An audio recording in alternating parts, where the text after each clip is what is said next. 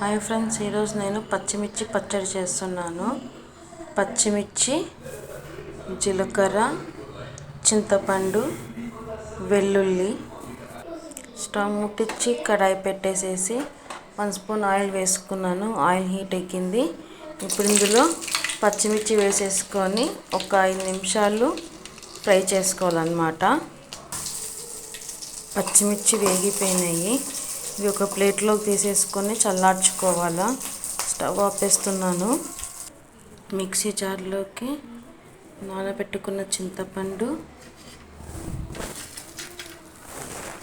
అలాగే వెల్లుల్లి పొట్టుతో సహా వేసేసుకోవచ్చు. మీకు ఇష్టం లేకపోతే పొట్టు తీసుకొని అయినా వేసుకోవచ్చు. అలాగే జీలకర్ర వేసేసుకొని ఇవి ఫస్ట్ గ్రైండ్ చేసుకోవాలి. అలాగే సాల్ట్ కూడా వేసుకొని ఇప్పుడు ఇది గ్రైండ్ చేసుకుందాము.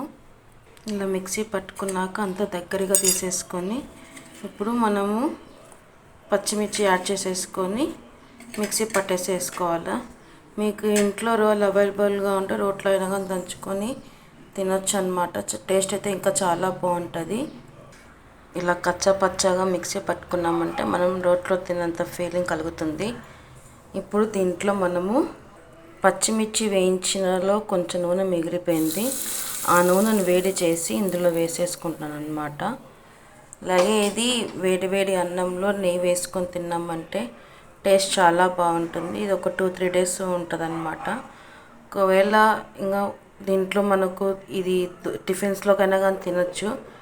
దీంట్లో కొంచెం పల్లీలు వేయించుకొని ఆ పల్లీలు మిక్సీ పట్టుకొని కలిపేసుకున్నామంటే మనకు దోశ చట్నీ, టిఫిన్ చట్నీలో కూడా అయిపోతుంది.